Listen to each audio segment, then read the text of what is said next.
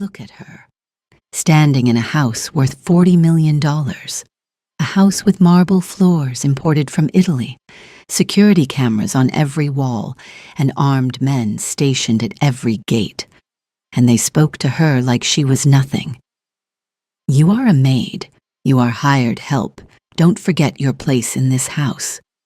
An ugly black woman thinking she belongs here? You are embarrassing just to look at. Adesua, get out of my sight. She said nothing. She never said anything.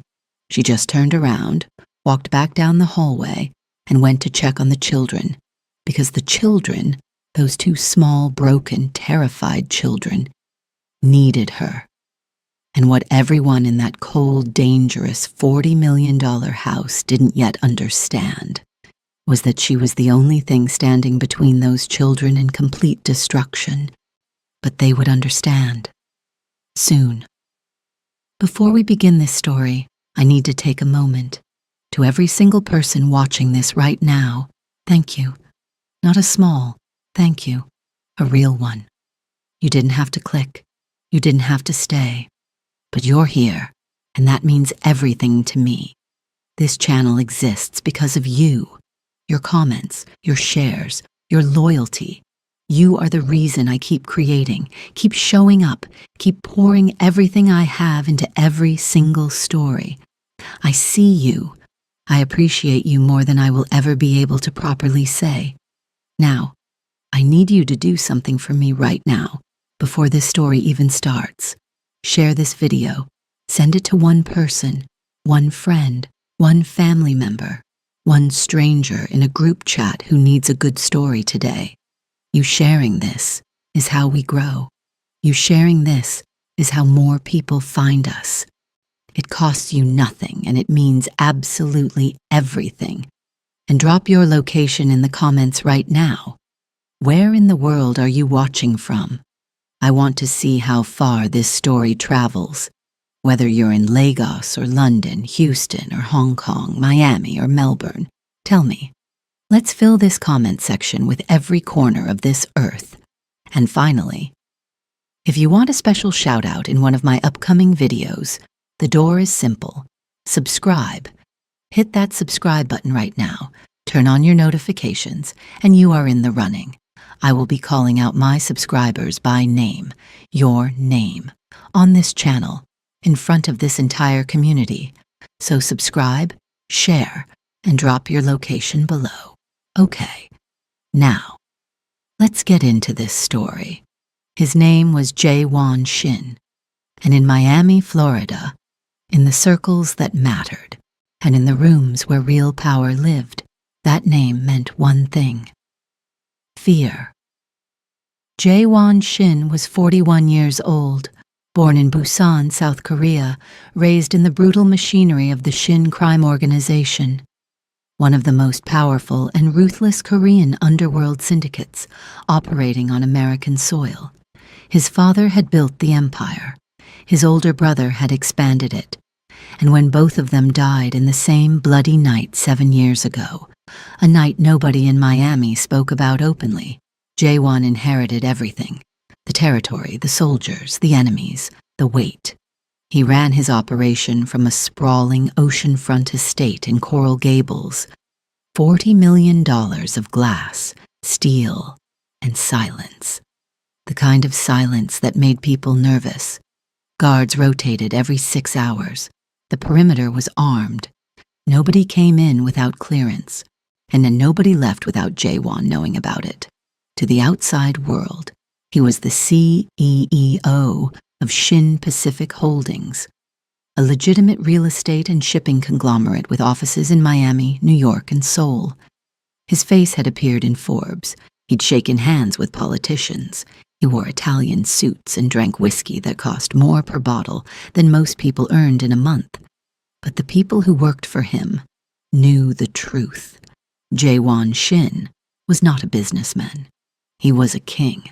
A dangerous, brilliant, emotionally sealed king who trusted almost nobody and showed mercy to even fewer.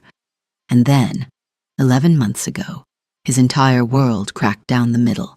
His wife, Mirai, died. It wasn't an enemy's bullet. It wasn't a rival's trap. It was something far more cruel, far more indifferent. An arteriovenous malformation in her brain, a tangle of blood vessels she'd had since birth and never knew about. One morning she woke up, complained of the worst headache of her life, and by the time the private medical team arrived at the estate, she was already gone. She was 36 years old. She left behind 2 children. Seo Yeon, 7 years old, quiet, observant, with her mother's eyes and her father's stubborn jaw. She had stopped speaking in full sentences after Mireille died, not because she couldn't, because she had decided the world no longer deserved her words. Min Jun, 4 years old, small, sensitive, with a laugh that used to fill every room in the estate.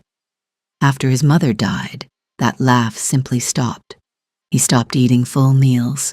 He started waking up screaming at 2 in the morning, every morning calling for Iyama, Mama. And Jaewon didn't know how to reach them. This was a man who had stared down armed rivals across negotiating tables, a man who had rebuilt a criminal empire from ashes before his 35th birthday, a man who had survived things that would have broken ordinary people into dust. But his 7-year-old daughter's silence destroyed him daily. His 4-year-old son's nighttime screaming hollowed him out in ways no enemy ever had. He tried. He genuinely tried. He would sit at the edge of Seo Yeon's bed and say, "Talk to me." She would look at him with those devastating eyes and say nothing. He would hold Min Jun during the nightmares, and the boy would cry even harder, reaching past him, reaching for someone who was no longer there. He hired nannies, 6 of them in 11 months. The first lasted 9 days, and she quit after Min Jun threw a plate across the kitchen and screamed for 45 uninterrupted minutes. "Mr. Shin, I cannot do this. I'm sorry." The second lasted 12 days. She said Seo Yeon's silence made her uncomfortable. "The child looks at me like I have done something wrong. It is not normal." The third quit after 2 weeks when she realized what kind of household she was actually in. Armed men at the gates, whispered conversations that stopped the moment she walked into rooms. She was gone before sunrise one Tuesday, left a note on the kitchen counter. No explanation. Just, "I'm sorry." The 4th, the 5th, the 6th. Variations of the same story. Jaewon's head of household operations, a sharp-tongued Korean woman named Mrs. Bag, and finally sat across from him one evening and said what nobody else in the house dared to say. "The children are not difficult, sir. They are grieving. What they need is not a professional. What they need is someone patient enough to wait for them. Someone who will not run." "Then find me that person," Jaewon said. Mrs. Baek already had someone in mind. Her name was Adesua Osagi, 29 years old, Nigerian-born, Miami-raised, the daughter of a pastor and a seamstress who had immigrated from Benin City, Edo State, when Adesua was 6 years old. She'd grown up in Liberty City, not the Miami of ocean view condos and Art Basel parties, but the real Miami, the one tourists never saw, where people worked 3 jobs and still barely made rent. She was not beautiful, not by the standards that this world celebrated anyway. Oh, she was dark-skinned, deeply, richly dark. The kind of dark that certain people in certain rooms had decided long ago was not attractive. She was broad-shouldered, plain-featured, with natural hair she kept in a simple puff, and hands that were always slightly calloused from work. She owned 4 pairs of shoes. She took the bus. She had worked with children her entire adult life, daycare centers, after-school programs, private households. She had a gift that couldn't be taught in any classroom. She simply understood children, not in a textbook way, in a bone-deep, instinctive way. She knew what a child's silence meant. She knew the difference between a child who was acting out and a child who was drowning. She knew how to sit with pain without trying to fix it too quickly. Mrs. Beck found her through a network of household staff referrals. No agency, no glossy portfolio. Just a phone number passed quietly from one household manager to another, with a single sentence attached. She's the only one I'd trust with a broken child. Mrs. Beck called her on a Wednesday. Adesua arrived for the interview on Thursday morning. She wore a plain blue dress and flat shoes. She carried a small tote bag. She sat across from Mrs. Beck in the estate's staff reception room, a room that was, by itself, larger than the apartment Adesua rented, and answered every question calmly and directly. Then Jaiwan walked in. He had not planned to be part of the interview. He'd been walking past the doorway and stopped when he saw her. He stood in the doorframe for a moment, took one long look, and something shifted in his expression. Not cruelty exactly, more like the particular disappointment of a man who had expected something else. He stepped inside. "You're the candidate?" "Yes, sir." He looked at Mrs. Beck, a look that lasted less than 2 seconds but communicated an entire conversation. Mrs. Beck's jaw tightened slightly. She said nothing. Jaewon pulled out a chair, sat down, and stared at Adesua for a long, cold moment. "My children are not easy," he said finally. 6 people have walked out of this house in less than a year. What makes you different?" Adesua looked at him directly, not nervously, not performatively, just directly. "I don't leave," she said. "That's all. I don't leave." Something about the simplicity of it made him pause. 3-day trial, he said. "If the children don't respond to you, you're gone." Understood. He stood up and left the room without another word. Mrs. Beck exhaled slowly. "Don't take his manner personally. He is like that with everyone." "I know that kind of person," Adesua said quietly. "I'm not here for him." She met Seo-yeon and Min-jun that same afternoon.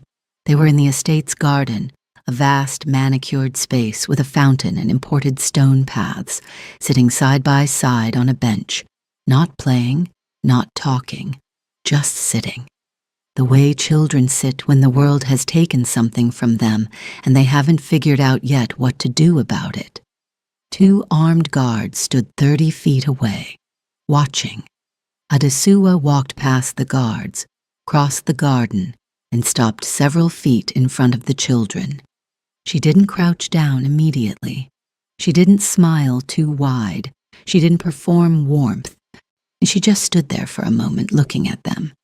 Then she sat down on the ground, right there in the grass, in her plain blue dress, cross-legged, at their level. Min-jun stared at her.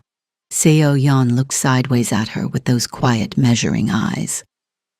"My name is Adesua," she said. "I know that's hard to say. You can call me Ade." Silence. "I know you miss your mom." Seo-yeon's expression shifted. The tiniest crack, like a hairline fracture in glass. "I'm not going to pretend that's okay.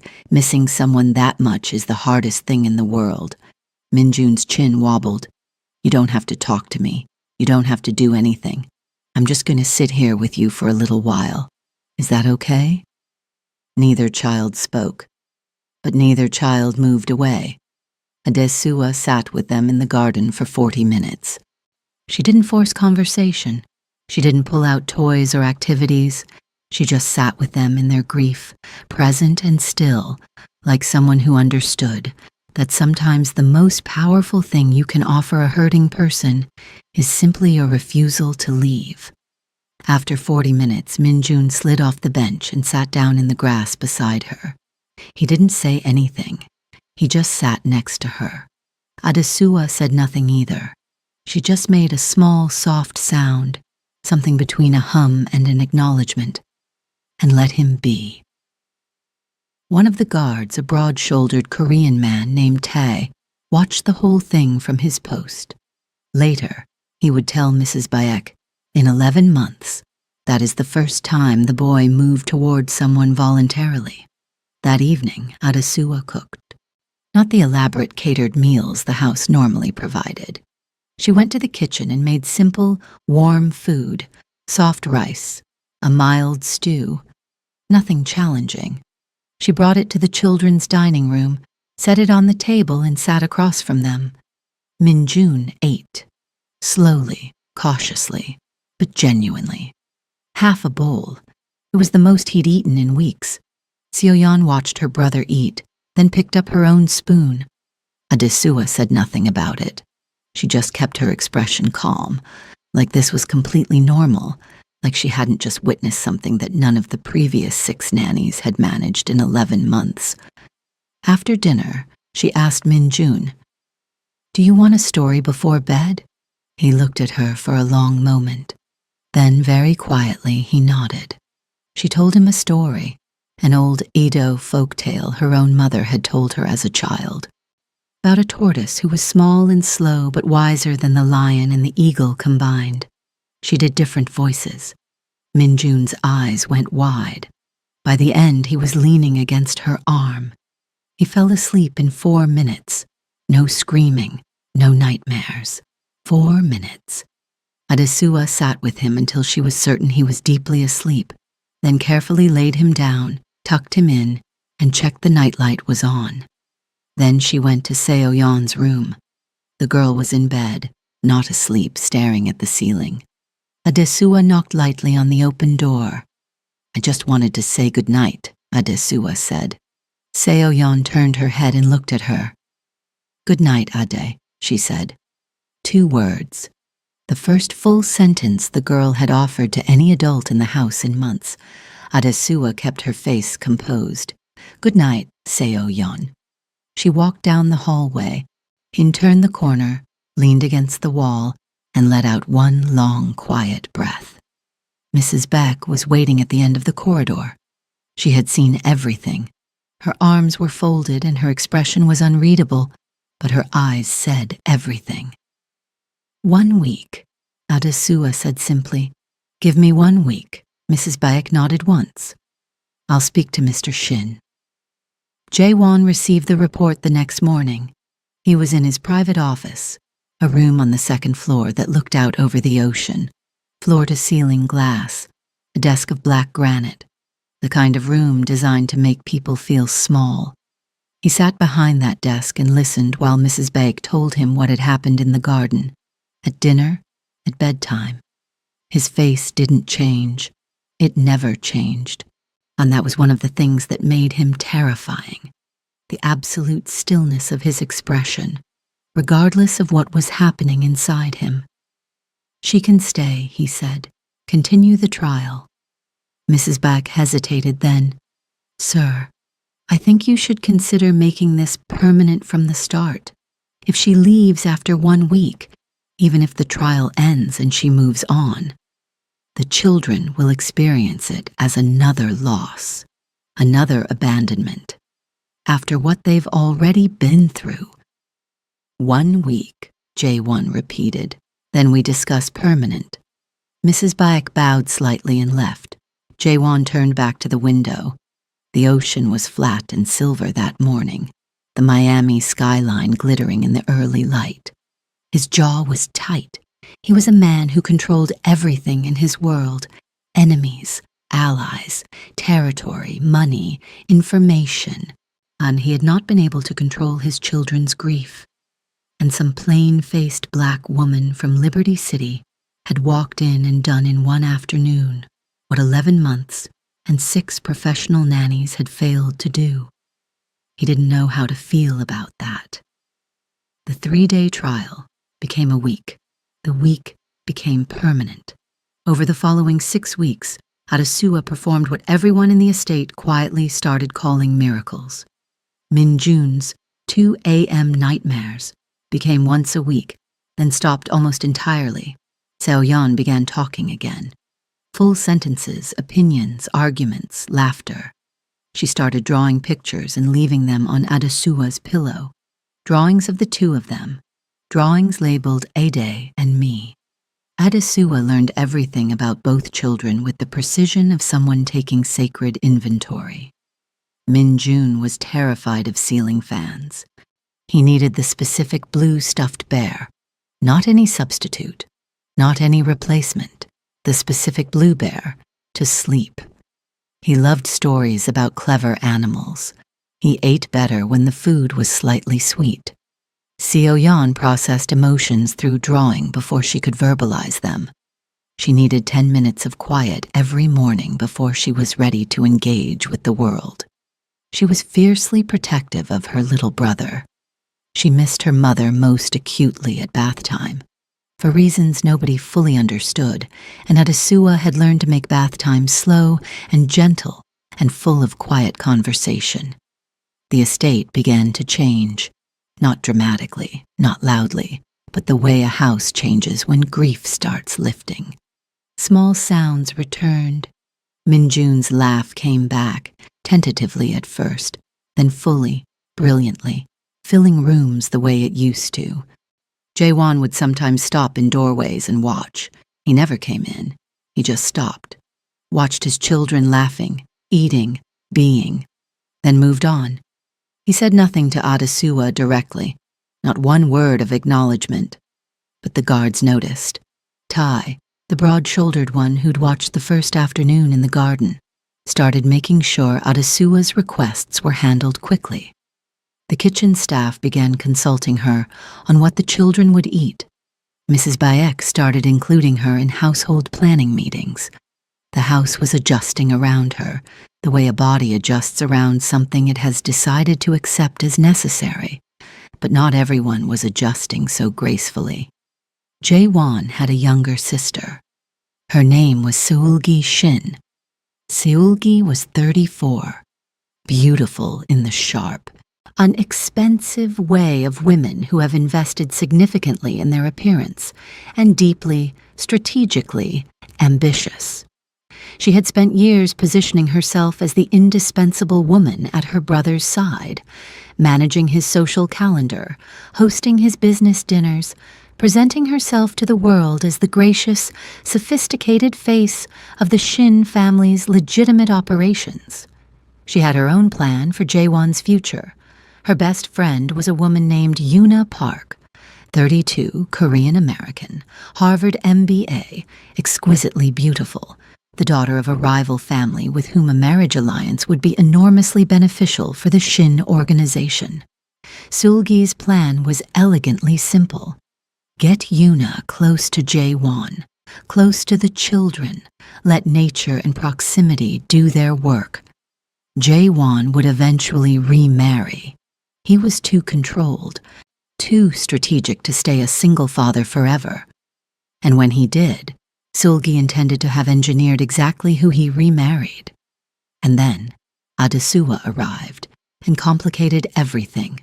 Seulgi had been fine with the previous nannies, forgettable women who came and went, never threatening her access or influence. But Adesua was different. She wasn't going anywhere. The children had bonded to her in a way they hadn't bonded to anyone since Mirai. And a nanny the children loved was a nanny with power. Real, structural power inside a household, regardless of her title. The first time Seulgi visited the estate after Adesua became permanent, she walked through the main hall and found Seo-yeon sitting on the kitchen counter watching Adesua cook, the two of them laughing about something. Seulgi watched for a moment, and her expression was perfectly composed. Then she found Mrs. Bayek. Who authorized this woman to be in the kitchen socially? She is staff. She should behave like staff. She is the children's caregiver, Miss Shin. The kitchen is... She should know her place. That evening, Seulgi found an opportunity when Jae-won was in his office. Brother, I've been observing the new nanny. Jae-won didn't look up from his documents. And? She's good with the children, I grant you that. But she's... Jae-won, she's not appropriate for this household. She's too informal. She lets the children treat her like a friend. Seo-yeon was sitting on the counter. The kitchen counter. And? It's not suitable. For a family of our standing, Seulgi. He finally looked up. Seo-yeon was laughing. Seulgi paused. Oh, my daughter has not laughed in 11 months. I don't care where she was sitting. He looked back down. Close the door on your way out. Seulgi's jaw tightened. She left. But she didn't stop. She began bringing Yuna to the estate. Casually. Initially, Yuna was just passing by. Yuna wanted to see the children. Yuna made traditional Korean food. Yuna was warm and beautiful, and made obvious efforts with Seo-yeon and Min-jun, taking them to the pool, bringing them gifts, speaking to them in Korean. The children were polite, correctly, coolly polite. They didn't ask for Yuna, they asked for Ade. One Saturday evening, Jae-won had a critical meeting. 3 representatives from a rival organization in Houston, the kind of meeting that required complete privacy and 0 disruptions. Seulgi seized the moment. Oh, send Adesua away for the evening. Yuna can handle the children. You don't want that woman in the background when these men are here. It looks wrong. She has nothing to do with my meetings. Jae-won, these men are from Houston. They have their own standards about enough. But then he paused. Something about the optics of the evening gave him a moment of uncertainty. Fine. Adesua, take the evening off. Adesua received the instruction from Mrs. Baek. She stood very still for a moment. The children, Miss Shin's guest will be here. You're to leave the estate by 6. Adesua went to find the children first. They were in the playroom. She crouched down to Min-jun's level. I'm going to step out for a little while tonight, okay? I'll be back. Min-jun's face changed immediately. No, don't go. I'll be back, so I promise. Don't go, Ade. Please. Min-jun, please. His voice cracked on the word, and something behind his eyes went to a place that Adesua recognized. The place children go when they confuse one absence for the permanent absence, the one that never came back. She held his face gently in both hands. I am coming back, I promise you. This is different, okay? He was crying now. Seo-yeon had come to stand in the doorway, watching. Okay, Min-jun finally whispered. Adesua stood up. She looked at Seo-yeon. The girl's expression said everything her words didn't. Adesua left. The meeting began at 7. The 3 men from Houston sat in Jae-won's private reception room, stone-faced, expensive, dangerous in the specific way of men who had built careers on other people's fear. Yuna had the children in the family lounge at the other end of the estate. By 7:45, Min-jun had already cried twice and been calm twice. Yuna was doing her best. Genuinely, she was trying. But she didn't know about the ceiling fan. She didn't know about the blue bear. She didn't know that Min-jun's particular cry, the one that started quietly and built slowly, meant he was 30 seconds from complete breakdown. At 8:15, the breakdown arrived. Min-jun started screaming. Not ordinary crying, not a tantrum, the deep, primal, from the gut, screaming of a child whose nervous system had been triggered at its most fundamental level. Adesua, I want Adesua. Where is she? The sound carried through the estate, through walls, through the heavy door of Jae-won's private reception room. The 3 men from Houston stopped mid-conversation. Jae-won went very still. Seo-yeon's voice joined in from the hallway, calmer but no less devastating. Somebody please call Ade. Please, he's not going to stop. Jae-won excused himself from the meeting. He walked down to the family lounge and found Yuna standing in the middle of the room, looking genuinely overwhelmed, Min-jun on the floor, screaming, Seo-yeon standing against the wall with her arms wrapped around herself. Jae-won picked Min-jun up. The boy screamed louder. I want Ade. I want Ade. Not you. I want Ade. Jaewon stood there holding his screaming son, and for a moment, just a moment, something cracked in his expression. He looked at Seulgi, who had appeared in the doorway. He took out his phone and called Adesua. "Come back," he said. "Don't now." She was there in 11 minutes. The moment she walked through the door, Min-jun heard her footsteps. He knew her footsteps, and the screaming shifted into a different sound.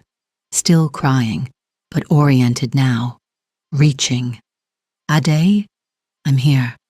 She crossed the room, took him from Jaewon's arms and held him. "I'm here.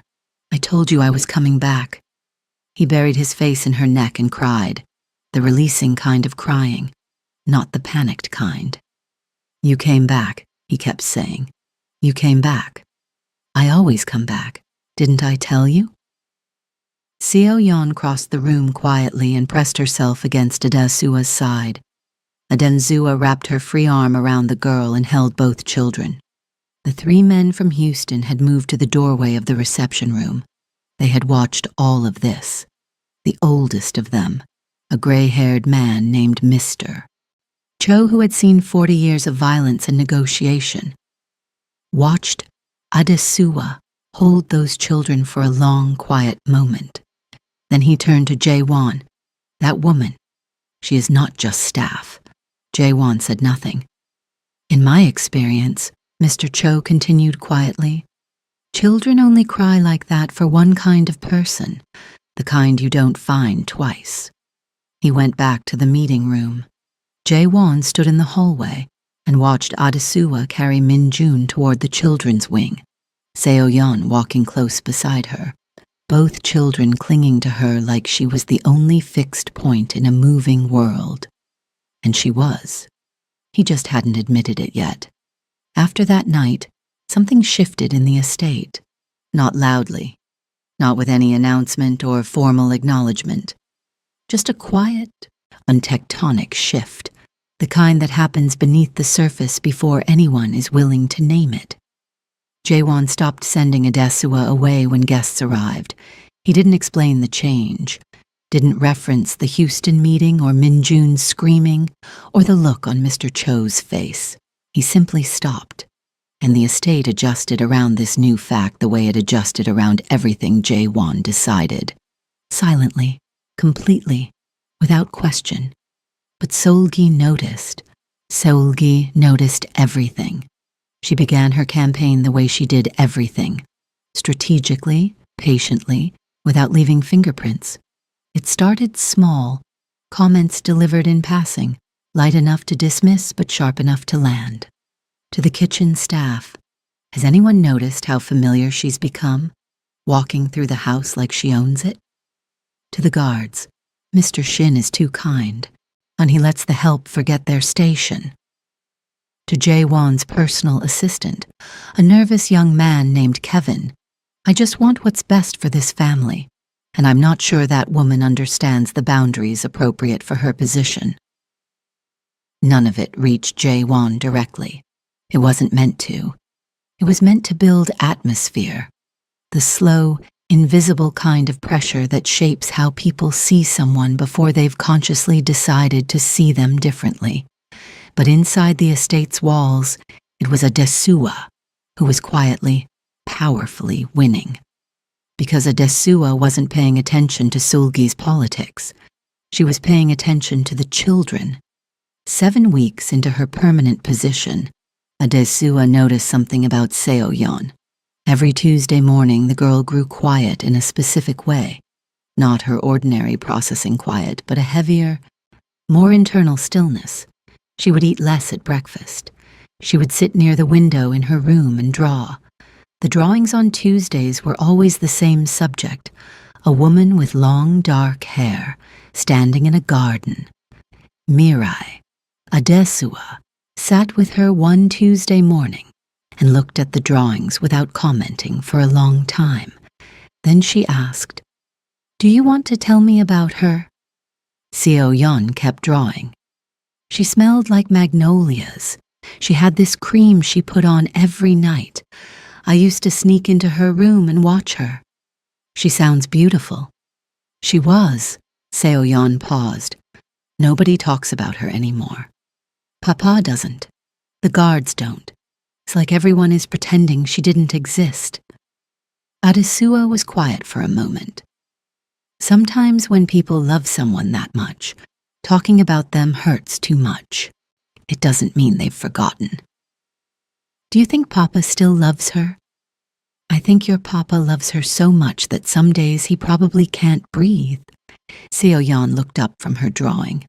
Something in the girl's face, 7 years old and already carrying grief that would challenge an adult, softened fractionally.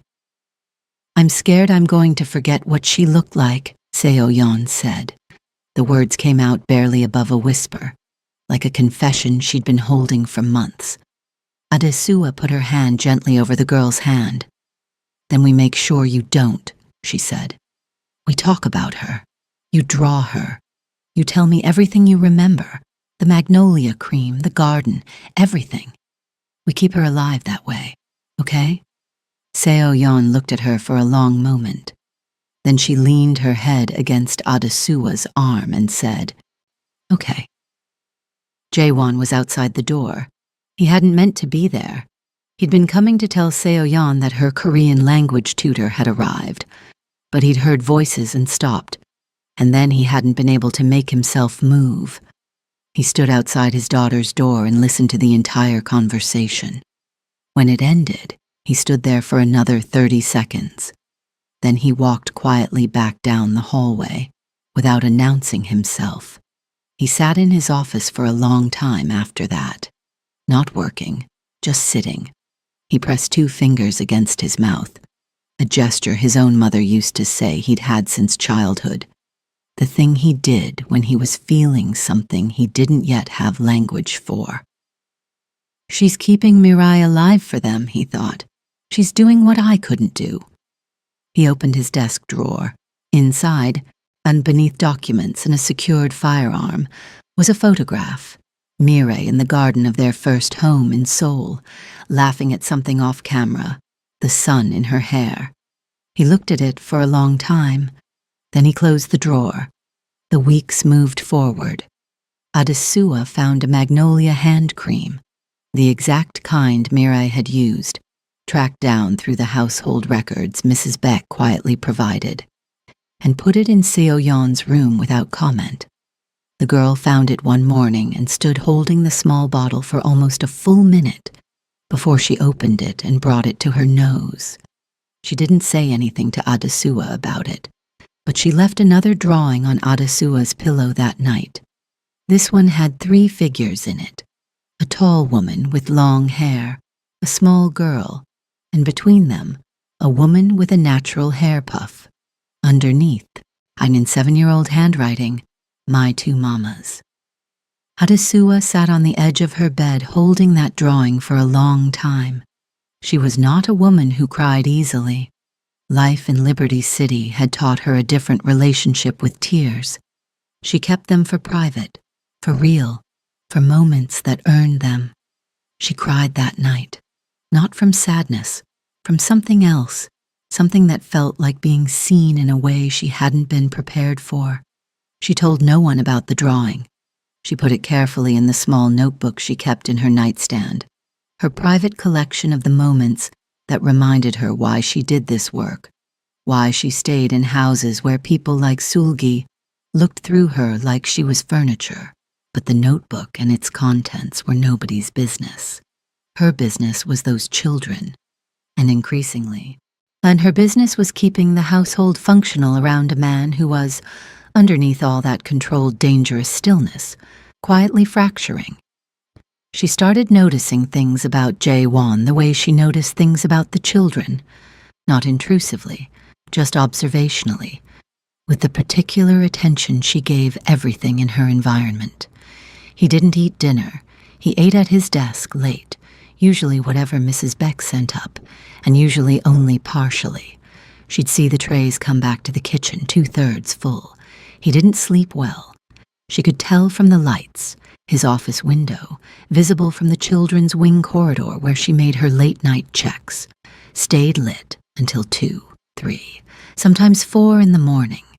He was running an empire, managing a grief he had no vocabulary for, raising 2 traumatized children, and doing all of it inside a body that was clearly running on fumes and force of will. She said nothing about any of this to him, but one evening she sent Min Jun and Seo Yeon to the kitchen ahead of her with Mrs. Baek, and she detoured past the staff meal station. She put together a plate, real food, warm, with the particular combination of flavors she'd noticed he responded to when she'd observed the few times he'd eaten with the children. Nothing elaborate, just something complete and warm and made with attention. She left it outside his office door. She knocked once, didn't wait, walked away. She heard the door open behind her as she turned the corner. She didn't look back. The next morning, the tray was back outside his door. Empty. Mrs. Baek found it. She looked at it for a moment, and then looked in the direction of the children's wing, where Adesua was already moving through the morning routine.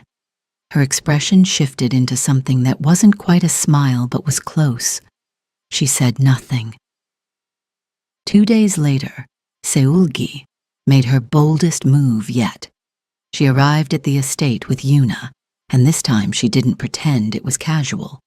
She had arranged, without clearing it through Jae-won, a formal family dinner. Yuna would cook. The children would be there. It was designed to look, from the outside, exactly like what Seulgi wanted it to look like. A natural, warm gathering of people who might, with a little time and engineering, become a family. Adesua was told to take her meal in the staff quarters. She went without argument, but Min Jun had other plans. He came to find her 20 minutes into the dinner. Padding down the corridor in his socks, still holding his blue bear, his face set in the particular expression she'd learned meant he had made a decision, and no adult opinion was going to change it. "I don't want to eat in there," he said. "I want to eat with you. Min Jun, sweetheart. The food doesn't taste right when you're not there." She crouched down. "Listen to me. Go back to dinner. Be polite. I'll be right here. You always say that. And I'm always right here, aren't I?" He looked at her with those enormous dark eyes. "What if you go away like Mama did?" The sentence landed like something physical. Adesua held his face in her hands, the way she always did when she needed him to hear her completely. "I am not going anywhere. Your Mama went because she couldn't stay, and not because she wanted to leave. I am choosing to stay, every single day. Do you understand the difference?" He thought about it seriously, the way 4-year-olds think about things, fully, without pretense. Then he nodded. "Go back to dinner," she said softly. "I'll check on you before bed." He went. Seulgi had watched the entire exchange from the end of the corridor. Her expression was difficult to read, a complicated mixture of frustration, reluctant acknowledgement, and something that might have been, in a different woman, shame. She turned and went back to the dining room. After that, Seulgi changed her approach. Direct elimination wasn't working. The children were too bonded. Jae-won, whatever his private discomforts, was not going to remove something his children had attached themselves to so completely. So she shifted to something more surgical. She started working on Jae-won's discomfort directly, not asking him to fire Adesua. That door was closed. Instead, she started slowly, expertly reinforcing every social anxiety he had about Adesua's presence. "The Kang family is coming to dinner next week. You know how they are about appearances. I heard what people said at the Meridian event about your household setup. I didn't want to tell you, but, brother, you are one of the most powerful men in Miami. What you surround yourself with reflects on you, on all of us." She never named Adesua directly. She didn't have to, and the seeds, planted in soil already cultivated by months of ambient discomfort, began to grow. It happened slowly, and then all at once. Jaewon started leaving Adesua behind again, and not sending her away this time, just not including her, taking the children to his private club for Sunday lunch without her, taking them to the Brickell waterfront without her, accepting Seulgi's arrangement that Yoona would accompany them to a charity event the Shin organization sponsored. The children complained, "Where is AD? Why isn't AD coming? She has other duties today, but she always comes with us." Enough. They went quiet. The particular tight-jawed quiet of children who have learned that some battles are not winnable. Adesua noticed the pattern building. She was being slowly moved to the periphery, present enough that the children's attachment was maintained, absent enough to be rendered invisible to the world. Jaewon moved through publicly. She said nothing about it. She told herself she was here for the children, not for his acknowledgement, not for his inclusion, the children. But she was human, and being deliberately hidden away, even in a house where she was essential, was a particular kind of quiet wound that accumulated. One evening, Min Jun asked her, "Does Papa like you?" She kept her expression steady. "Your Papa respects the work I do with you and your sister." "That's not what I asked." She looked at him. 4 years old, unnervingly perceptive, his mother's son. "Why are you asking?"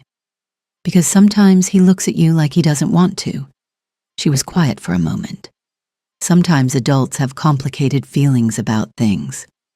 "Do you have complicated feelings?" "Yes," she said honestly. "Sometimes I do." "About us?" "Never about you." He seemed satisfied. When he leaned against her and she read him his story and he fell asleep, and she sat in the dark room for a while afterward, not moving. Never about you, she thought again. The event that broke everything open happened on a Thursday. Jaewon had a major outdoor function, a legitimate business showcase his company was hosting at a waterfront venue in Brickell. Press would be there, cameras, the polished public-facing version of Shin Pacific Holdings on full display. He was taking the children, family optics. It had been Seulgi's idea. Bring the children. It humanizes you. The press loves it. Yoona would accompany them as the elegant, photogenic presence at Jaewon's side. Adesua would stay at the estate. "The children will be fine," Seulgi said. "Yoona knows them now." "Sir," Adesua said, and something in her voice made Jaewon pause. She almost never addressed him directly. She worked through Mrs. Beck, through the household structures, always correctly, always within her designated lane. Direct address was unusual. "Sir, Min Jun has been showing signs of a stomach issue since yesterday morning. He hasn't been eating fully. If it develops, he'll be fine," Seulgi cut in. "Children get upset stomachs." Adesua looked at Seulgi, then back at Jaewon. Her voice stayed completely level. "I've seen this pattern with him before. It may be nothing, but if it isn't nothing, you'll want someone there who knows exactly what to watch for." Jaewon's jaw worked. "He's been fine this morning." "Yes, sir." He looked at her for a moment. Then he looked at Seulgi, who gave him a composed, encouraging look that said, "She's being dramatic. She just doesn't want to be left behind." Stay here," he said to Adesua. "We'll call if we need you." Adesua said nothing further. She bowed slightly and stepped back. Jaewon took his children to the Brickell event. The first 2 hours were fine. Min Jun was subdued but manageable. Seo Yeon held her father's hand and navigated the crowd of adults with her usual quiet composure. Cameras flashed. Jaewon smiled for the press, his rare, controlled smile, the one that never quite reached his eyes. Yoona stood beautifully at appropriate proximity. Seulgi circulated with practiced ease. Everything looked exactly the way Seulgi had designed it to look. Then, At the 2-hour mark, Min-jun's face changed. Jae-won saw it before anyone else, a graying around the boy's mouth, a sudden stillness, the way Min-jun pressed his small hand against his own stomach. Min-jun. The vomiting started without warning. Severe, violent, the kind that immediately told anyone watching that this was not ordinary upset stomach. Min-jun crumpled, crying, and then the crying shifted, a specific high-pitched quality that made the hair on Jae-won's arm stand up. "It hurts, Papa. It really hurts." Jae-won's entire public persona evaporated in an instant. He was on his knees on the ground with his son, press cameras still going, Seul-gi trying to manage the situation, Yoona frozen. "Where does it hurt? Show me." Min-jun pressed his hand to his lower right abdomen and wept. Jae-won had his phone out in the same second. He called Adesua. She answered on the first ring. "Talk to me," she said. No greeting. She'd been waiting. He described the symptoms. His voice was controlled, but she could hear what was underneath it. Her own voice sharpened immediately into something authoritative and clear. Lower right abdomen, sudden severe onset, vomiting, Jae-won. She used his name, for the first and only time. "That is appendicitis until proven otherwise. Do not wait. Do not drive yourself. Get an ambulance to that venue right now. Are you certain? If I'm wrong, you lose 20 minutes. If I'm right, and you wait, you lose him. Call the ambulance." He was already standing. "Call it," he said to Tae, who was 3 feet away. He looked down at his son, pale, trembling, crying from pain, and he picked him up and held him and said, very quietly, against the top of his head, "I have you. I have you. You're going to be okay." The ambulance arrived in 4 minutes. Baptist Hospital, Miami. On trauma capable, top tier, 12 minutes from Brickell. The emergency team took Min-jun immediately. Jae-won stood in the intake corridor, still in his event suit, press lanyard still around his neck, completely motionless while the medical team moved around him with the particular controlled urgency of people who understand exactly what they're dealing with. The attending physician came out 40 minutes later. "Acute appendicitis. We're taking him to surgery now. You got him here fast. If you'd waited another hour, we'd be having a very different conversation." Jae-won sat down. He didn't do it deliberately. His legs simply stopped holding him, and he sat down in the corridor chair and put both hands over his face. Seo-yeon, sitting beside him, put her small hand on his arm. He reached over and held her hand and didn't let go. Adesua arrived at the hospital 40 minutes into the surgery. She hadn't been called. She'd come because it was the only place she could be. She walked into the waiting area, and Seo-yeon saw her first. The girl was out of her chair before Adesua had taken 3 steps into the room, across the floor, arms around Adesua's waist, face pressed against her. Adesua held her, looked over the girl's head at Jae-won. He was looking at her with an expression she had never seen on him before. It wasn't gratitude, exactly. It was bigger than that and more complicated. It was the expression of a man confronting something he had been refusing to see, seeing it fully now, finally, in a hospital corridor under fluorescent lights, with his son in surgery and his daughter clinging to the woman he had been hiding away. He stood up, crossed the room, and stopped in front of her. "You told me," he said. It was an accusation. It was something rawer than that.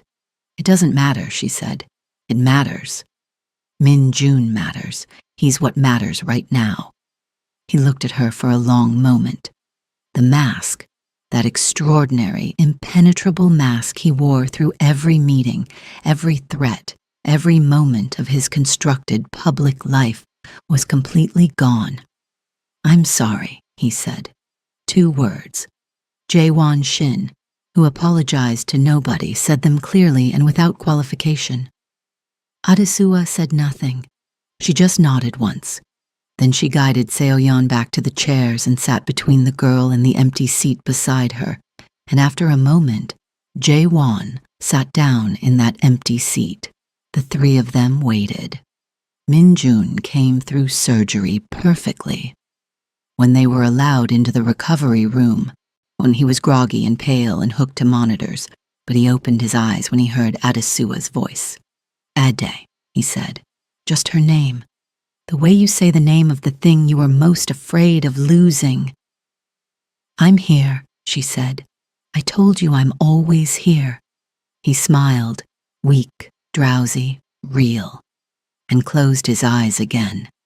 Jae-won stood at the foot of the bed and watched Adesua hold his son's hand. Seoyeon leaned against her father's arm, and he put his arm around his daughter, and for a moment, this terrible clarifying moment, the four of them were simply a unit, no hierarchy, no discomfort, no Seulgi's engineering or social calculations or the whispers of people who thought Jae-won Shin should have someone more appropriate. Just four people in a hospital room, together. The drive home was quiet. Mrs. Hunbeck had arranged for Min-jun to be transported to a private recovery suite within the estate. Full medical monitoring, a private nurse on rotation. Jae-won rode in the medical vehicle with his son. Seoyeon rode with Adesua in the car behind. Halfway home, Seoyeon said, "Papa was scared." "Yes. I've never seen him scared before. Being scared of losing someone you love is different from other kinds of scared," Adesua said.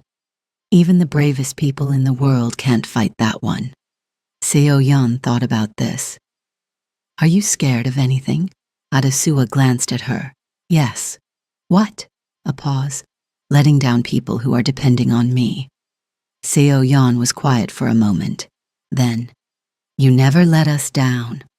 Adesua kept her eyes on the road. "I intend to keep it that way." That night, after Min-jun was settled and sleeping and the estate had finally exhaled into something approaching quiet, Jae-won called a meeting, not with Houston contacts or organizational lieutenants or business associates, with his sister. Seulgi arrived in his office already composing her face into the particular expression she wore when she expected to be managing him. She found him standing at the window. He didn't turn around when she came in. "You told me to leave her behind," he said. "Jae-won, you told me she was being dramatic, that Min-jun would be fine." "I didn't know he was actually—" "No." He turned. "You didn't know, because you weren't paying attention to him. You were paying attention to how things looked." His voice was completely even. The specific evenness that people who knew him understood was more dangerous than shouting. "I was paying attention to how things looked. I stopped listening to the person in this house who was actually paying attention to my children." Seulgi's composure cracked, fractionally. "I was only trying to help you." "You were trying to help yourself. There's a difference." Silence. "Yuna is not coming back to this estate," he said. "Not for the children, not for dinners, not for any purpose you've designed. Are we clear?" Seulgi's jaw tightened. "You're making a mistake. The mistake was made when I let your opinion matter more than my children's welfare." He turned back to the window. "Good night, Seulgi." She left. The door closed. Jae-won stood at the window for a long time after. The Miami skyline was brilliant in the dark, all that light reflecting off still water, all that power and money and carefully constructed surface. When he thought about a woman sitting cross-legged in the grass, a plate of food left outside his door, a voice on a phone that had cut through every layer of his control and said his name and told him the truth. He pressed 2 fingers against his mouth. Not yet, he told himself. Not yet. But something had changed, something fundamental, irreversible, and growing. 3 days after Min-jun came home from the hospital, Jae-won did something he had never done in 11 months of widowhood. He ate dinner with his children. Not at his desk, not standing in the kitchen grabbing something between calls. He came to the children's dining room at 6:30 in the evening, pulled out a chair, and sat down. Min-jun was still recovering, propped against cushions, moving carefully. The surgery sight tender, but his eyes went enormous when his father walked in and sat down. Seo-yeon looked at Adesua. Adesua kept her expression completely neutral and began serving food as though this was entirely ordinary, as though Jae-won Shin ate dinner with his children every evening, as though nothing remarkable was happening.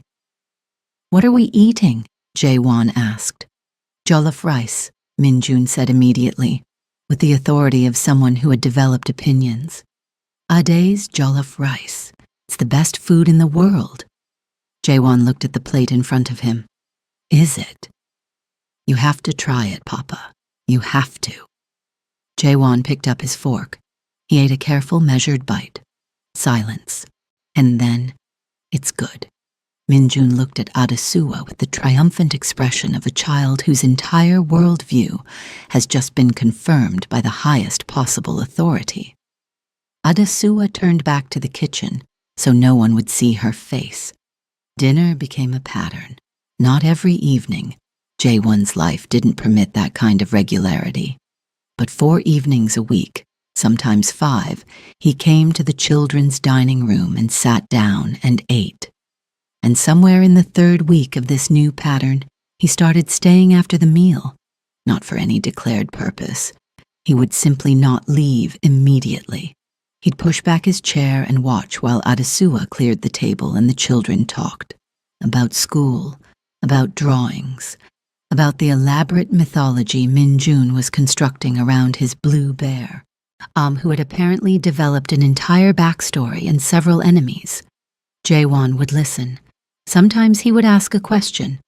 The children, initially surprised by his presence in this new, sustained way, began performing for him, trying to make him laugh, trying to hold his attention, competing gently for it the way children do with a parent they are just beginning to recover.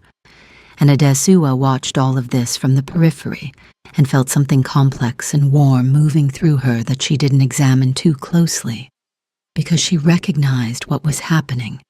The family was healing. The thing she had come here to do, had stayed for, had endured for, had let herself be rendered invisible for, was happening. She told herself that was enough. She told herself that was everything. She almost believed it, and Seulgi had gone quiet after Jae-won's dismissal. Not repentant. Seulgi was not built for repentance, but tactical. She had retreated to calculate. She returned 6 weeks later with a different weapon. She arrived at the estate on a Tuesday afternoon and asked to speak with Jae-won privately. He agreed. She was still his sister, still family, and whatever his anger, he didn't cut blood easily. She sat across from him in his office and placed a single sheet of paper on his desk. "Before you say anything," she said, "I want you to know I had this done because I care about this family's security, not for any other reason." He looked at the paper. It was a background report. Thorough, professionally compiled. The kind of document his organization's intelligence apparatus could produce on anyone within 48 hours. And the subject was Adesua Osagie. He didn't pick it up immediately. "What is this? Read it. Tell me what's in it." Seulgi folded her hands. Her father was incarcerated for fraud when she was 14. Served 4 years. She worked 3 jobs to help her mother keep their apartment in Liberty City. She has no criminal record herself, but she paused for calibrated effect.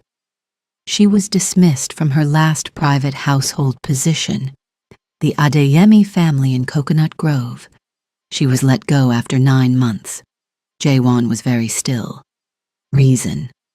The family says she became too emotionally attached to the children, that she overstepped, inserted herself into family decisions in ways that weren't appropriate for her position. Silence.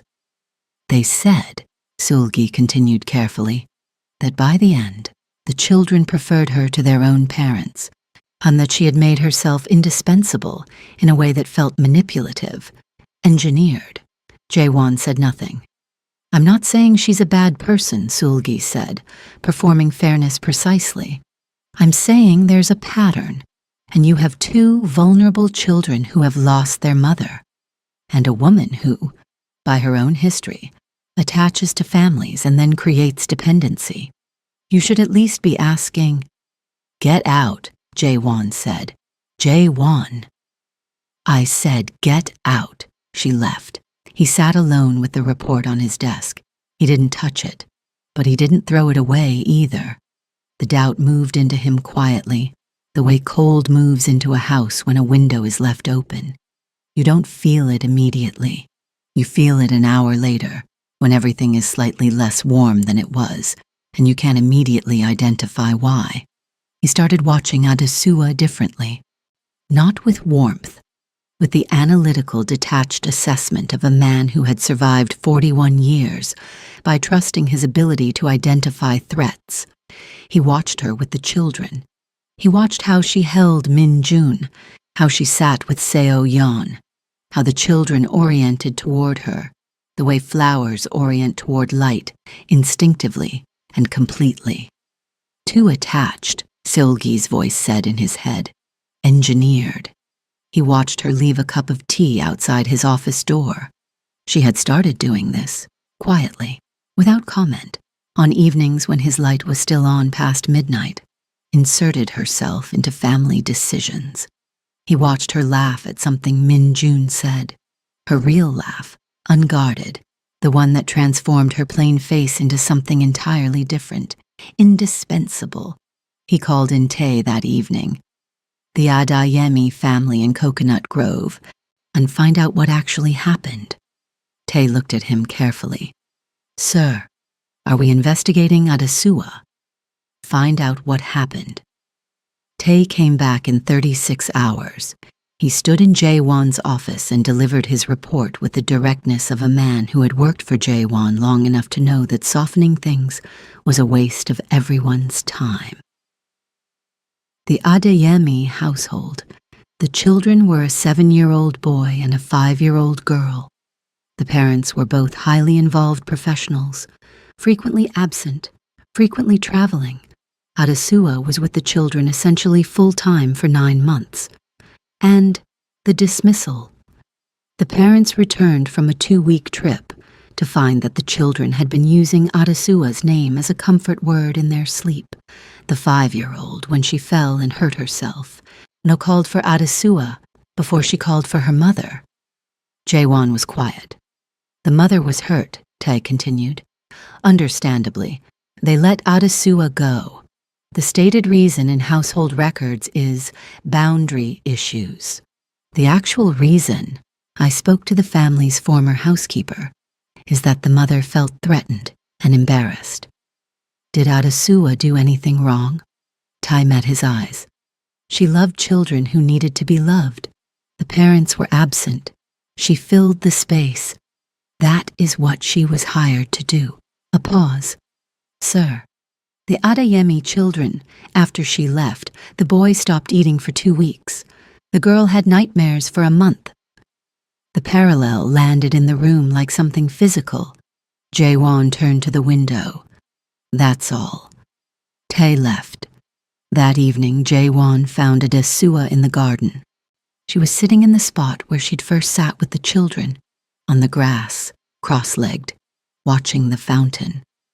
The Miami evening was warm, the sky doing its particular pink and gold performance over the water. She wasn't doing anything, just sitting. She heard him approach and turned. She started to stand, the instinct of someone trained to correct her posture around him. Stay, he said. She stayed. He sat down on the bench nearby. They were quiet for a moment. The fountain moved. Somewhere in the estate, distantly, Min Jun was laughing at something Seo Yeon had done. My sister showed me a report about you, he said. Adesua's expression didn't change. I know. He looked at her. You know? Mrs. Beck told me Seulgi had been making inquiries.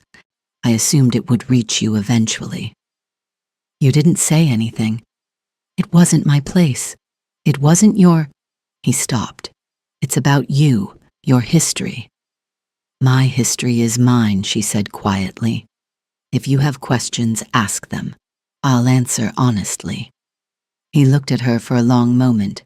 The analytical assessment from the past 3 days, the cold threat identification gaze, dissolved into something more human. The Adeyemi family, he said. She was quiet for a beat. Yes. Tell me. She looked at the fountain. I loved those children. They needed to be loved, and I loved them, and their mother decided that was a problem. A pause. She wasn't wrong to protect her position as their mother. I understand that now more than I did then. But I didn't manipulate anyone. I didn't engineer anything.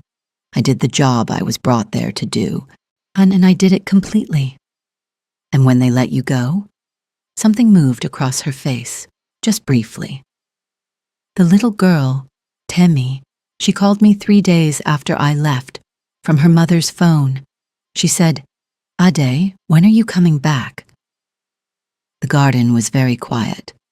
I told her I wasn't coming back, that she needed to let her mama take care of her now, that she was loved, and she would be okay. And was she? I don't know, Adesua said honestly. I hope so. I pray so. But I don't know. Jaewon looked at his hands. My sister thinks you've done the same thing here, made yourself indispensable. Your sister is not entirely wrong, Adesua said. He looked at her sharply. I am indispensable to your children, she said, and her voice was completely steady. Not because I engineered it, because they needed someone to stay, and I stayed. Because they needed someone to see them, and I saw them. That's not manipulation, that's just love. She said the word simply, without performance. I love your children, Mr. Shin. I'm not ashamed of it, and I'm not going to pretend otherwise to make anyone more comfortable. Jaewon, he said. She looked at him. Sir? You called me Jaewon, at the hospital. His voice was quiet. Use it. A pause. Something shifted in the air between them. I love your children, Jaewon, she said. He looked at her, really looked at her, the way he had in the hospital corridor, without the mask, without the calculation. The Miami evening light was doing something particular to her face, catching the depths of her dark skin, illuminating something in her expression that had always been there, but that he had been, for months, too blinded by irrelevant things to properly see. She was not beautiful by the standards of his world. He knew what his world said. He had heard it from Sulgi, from colleagues, from the ambient whisper of an environment that had decided long ago what beauty was supposed to look like. But sitting here in his garden, having just told him plainly and without apology that she loved his children, having saved his son's life, having brought his daughter back from silence, having left food outside his door and tea in the darkness, and never once asked for acknowledgement in return. She was the most substantial person he had ever been in the presence of, and the standards of his world, he realized, were spectacularly irrelevant. I owe you an apology, he said. A real one, not the one at the hospital. You don't. I do. He held her gaze. Amo, I was ashamed of how you looked. I hid you. I let my sister's ambitions and other people's opinions make me treat you like something to be concealed. And you, he stopped. You saved my son's life. You saved both my children. And I treated you like an embarrassment. Adesua was quiet. I'm sorry, he said, for all of it. She looked at him for a long moment. This dangerous, complicated, slowly breaking open man. This king who was just now, finally, learning how to be a father. Who had sat at dinner tables and listened to his son's bear mythology and left empty plates outside doors and was sitting on the grass in an expensive suit apologizing to a woman from Liberty City, who took the bus. "Apology accepted," she said. The fountain moved. The sky finished its performance. Somewhere inside, Seo-yeon called for Min-jun in the particular tone that meant she had found something interesting. They sat in the garden for a while longer, not talking, just present, the comfortable, unforced silence of two people who have finally stopped pretending something isn't true. 6 weeks later, Seo-yeon asked her father the question. It happened at dinner. The 5 of them dinner that had quietly, without formal announcement, become the household's new normal. Seo-yeon put down her fork with the deliberateness of someone who has been rehearsing a moment. "Papa?" Min-jun and I have been talking." Jae-won looked up. Min-jun across the table had the barely contained expression of a co-conspirator who has been sworn to backup. "We want to ask you something." "Ask." Seo-yeon looked at Adesua, then back at her father. "Can a day be our mama?" The table went completely still. Adesua set down her glass carefully. Jae-won looked at his daughter, then at his son, who was nodding with the solemn conviction of a 4-year-old who has thought deeply about a matter and arrived at an irrefutable conclusion. Then he looked at Adesua. She was looking at her plate. Her jaw was set in the particular way it got when she was feeling something significant and managing it carefully. Her hands in her lap were very still. "Why?" Jae-won asked his children. Seo-yeon answered without hesitation. "Because she loves us like Mama did.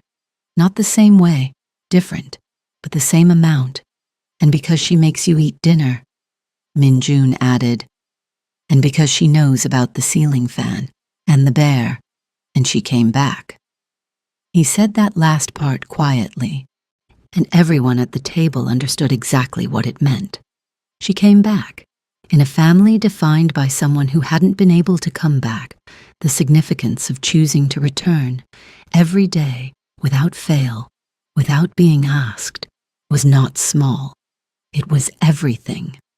Jae-won was quiet for a long time, long enough that Seo-yeon started to look uncertain, long enough that Min-jun's co-conspirator composure began to wobble.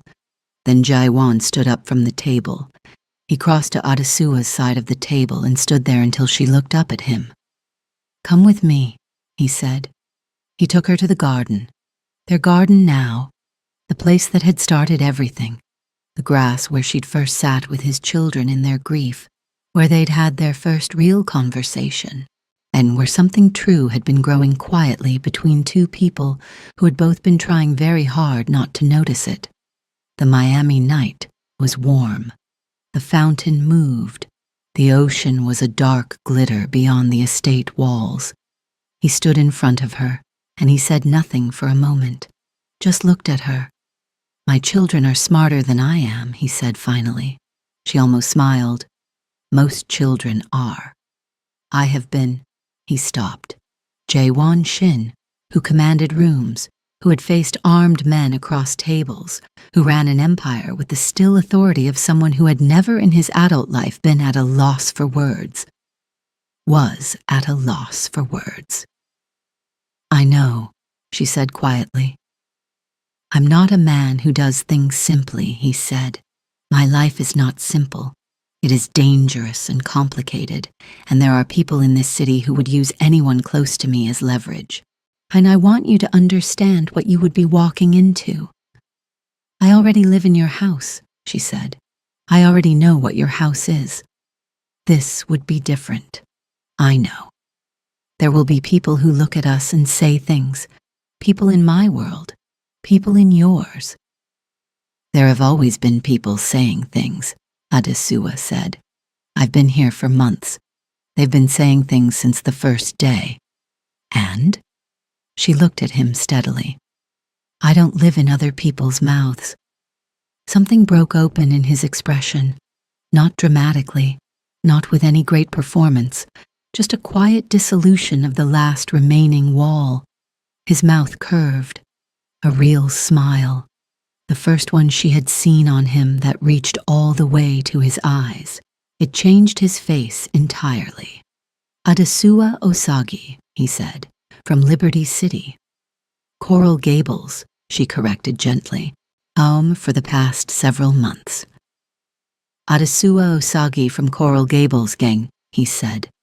"Will you let me court you properly?" "No," he stopped himself. "That's not what I mean." He reached into his jacket pocket. She stared. "I had this for 3 weeks," he said. "I kept waiting for the right moment, and then I realized I was waiting because I was afraid." He looked at her. "I don't get afraid." "I know," she said softly. "That's how I knew this was real." In his hand was a ring, not ostentatious, not the enormous declaration of a man performing wealth, but a ring of deliberate, considered elegance. A deep-set dark stone, almost black, surrounded by small diamonds, set in gold. The kind of ring chosen by someone who had paid close attention to the specific person it was for. "Seo-yeon helped me pick it," he admitted. "She said you don't like things that shout." Adesua's breath caught. "I am asking you to be my wife," he said. "Not my children's nanny, not my household staff, my wife, my partner, the person who sits at my table and calls me by my name and tells me the truth when everyone else in my life tells me what they think I want to hear." He paused. "And yes, their mama, if you'll have all of us." She looked at the ring, then at him, then at the house behind them, where, through the lit windows of the dining room, she could see 2 small silhouettes pressed against the glass, watching. Seo-yeon, Min-jun, faces pressed to the window, breath fogging the glass, watching with the particular intensity of children who have put their whole hearts on the table and are waiting to find out what happens next. "They're watching," Adesua said. "They've been watching since we left the table," Jaewon said. "They are not subtle people." She laughed, her real laugh, unguarded, full, the one that transformed her face. He watched it with the expression of a man who has discovered something he intends to spend a very long time making happen again. "Yes," she said. "Just that. Just yes. Simply, completely, without performance." He put the ring on her finger. Behind the glass, Seo-yeon and Min-jun exploded, jumping, arms around each other, Min-jun's victory cry audible even through the window. Within 10 seconds they had crashed through the garden door and were across the grass, and colliding with both of them, simultaneously. Min-jun leaping at Adesua, and Seo-yeon wrapping her arms around her father and looking up at him with her mother's eyes and the widest smile he had seen on her face in over a year. "She said yes," Min-jun demanded from Adesua's arms. "She said yes," Jaewon confirmed. Min-jun turned to his sister with the gravity of a man whose strategic planning has delivered results. "I told you the jollof rice would work." The wedding was 4 months later. Jaewon had offered extravagance. He could give her anything, the entire machinery of his wealth and his world. She had said, just something true. So it was small. The estate garden, 50 people, the fountain running, the Miami evening doing its pink and gold performance over the water. Adesua's mother sat in the front row in a deep purple dress and cried from the moment she saw her daughter appear at the garden entrance. And her father, who had made mistakes and served time and spent the rest of his life trying to make up for what those years had cost his family, sat beside his wife and held her hand and looked at his daughter like she was the best thing he had ever accidentally done right. Seo-yeon walked ahead of her as flower girl, scattering petals with absolute precision, taking the responsibility with the seriousness of someone who understood the weight of the moment. Min-jun was the ring bearer. He carried the rings with the concentration of a surgeon, Blue Bear tucked under one arm because nobody, not Jaewon, Nada de Sua, not the officiant, had suggested he leave it behind. Mrs. Bayek stood in the back row and did not cry. She was not a woman who cried, but she pressed her hands together and held them there throughout the entire ceremony. Tay stood near the perimeter in his guard's position and cried enough for both of them. Siulgi was not there. Mama Bayek, Jaewon's mother, flown in from Seoul, a small and formidable woman who had sized up a Daesua over a 40-minute tea 3 weeks earlier and delivered her verdict in 8 words. She is real. Everything else I can work with. Sat in the second row and smiled throughout. When Jaewon and Adesua stood across from each other and the officiant asked for vows, Jaewon had prepared something. He was a man who prepared for everything. But standing there, looking at her, this woman who had come into his burning house and refused to leave, who had sat in his garden and fed his children and told him the truth and saved his son's life and asked for nothing in return. He put the prepared words away.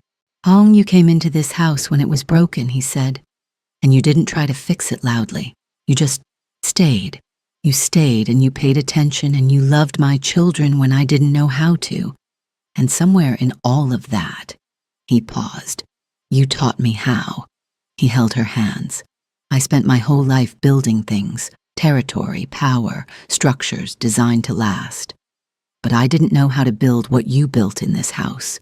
You built it out of patience and presence, and a quality I don't have a word for in any language I speak. Adesua. She was looking at him steadily. Her eyes were bright. I promise you that I will spend the rest of my life making sure you know every day that you are not here to be hidden. You are not here to be managed or leveraged or kept in the background. You are the center. You have always been the center. And I was just the last person in this house to understand it. Minjun from the front row said audibly, I understood it first. Quiet laughter moved through the garden. Adesua looked at her 4-year-old stepson-to-be and then back at the man in front of her, and when she spoke, her voice was completely steady. I came here for your children, she said, and I would do it again. I would walk into every house I've ever walked into and do every hard thing I've ever done, if it led here, to this. She glanced at Seoyeon, at Minjun, at this man whose walls she had watched fall slowly and completely. You gave me a home, not a position, a home, and people who are mine.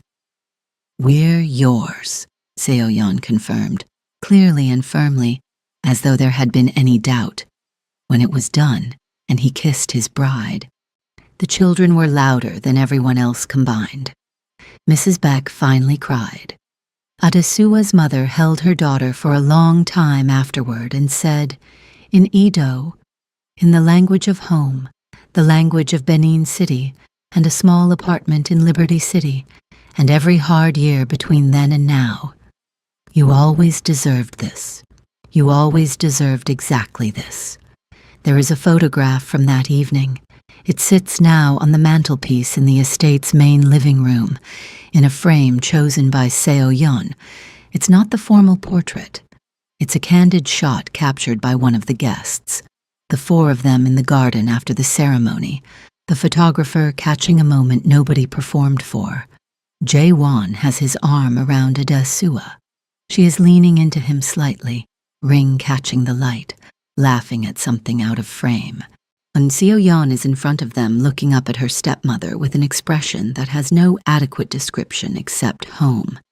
Minjun is hanging off Adesua's arm with the blue bear in his free hand, mouth open mid-laugh. 4 people, 1 family, held together by a woman the world called ugly. They called her ugly. They said she didn't belong in that house, said she was too dark, too plain, too far below the standard of what a man like Jaewon Shin should have around him. They whispered at parties and made calculations and ran background reports and engineered dinners and did everything that people do when they have decided that appearance is the measure of worth. They were not entirely wrong that she was plain. They were not wrong that the world they moved in had certain standards. What they were wrong about, spectacularly, irreversibly, completely wrong about, was what those standards were measuring. Because here is what they missed. The children of a Korean mafia boss, broken open by grief, reaching past every professional and every beautiful substitute and every engineered replacement, reaching specifically, stubbornly, fiercely for her, a 4-year-old boy who had stopped laughing, laughing again, full rooms of it, a 7-year-old girl who had stopped speaking, speaking again, drawing pictures labeled "My Two Mamas," scattering petals at a garden wedding with absolute precision. A man who had run an empire without flinching, brought to his knees by a hospital corridor, and choosing finally to stand back up and see clearly. This is what real beauty does. It heals things. It stays when leaving would be easier, and it sits in the grass and tells grieving children that their pain is real and their mother is worth remembering. It knocks once and walks away and leaves warm food outside the door of a man who has forgotten how to be fed. It does not ask to be seen, but eventually, always eventually, it is. There is a moment, 3 months into the marriage, that nobody witnessed except one person. Jae-won comes home late from a meeting, 2 in the morning. The estate is quiet. The guards rotate at the gates. The fountain moves in the garden. He walks through the house, checks on Min-jun, asleep, the blue bear tucked against his chest, the nightlight on. He stands in the doorway for a moment and watches his son sleep. He checks on Seo-yeon, asleep, one of her drawings on the nightstand beside her, on a drawing she made that afternoon of the 4 of them in the garden. He walks to his bedroom. Adesua is asleep. He stands at the doorway for a moment. In the soft light, in the quiet, she is simply herself, plain-faced, natural-haired, deeply asleep, with the unguarded ease of someone who has nothing to perform and nobody to perform it for. He thinks about a man who once looked at this woman across an interview table and felt disappointment. He thinks about what that man almost threw away. He crosses the room. He sits on the edge of the bed. She stirs slightly, not waking. He says her name quietly, just to hear it. Just because the word means everything it didn't mean a year ago. Adesua. She makes a small sound, not awake, just present. He lies down beside her in the dark. And for the first time in over a year, for the first time since Mirai, since grief, since all the long, impossible months of pretending to be whole, Jae-won Shin closes his eyes and sleeps, fully, without the weight, home.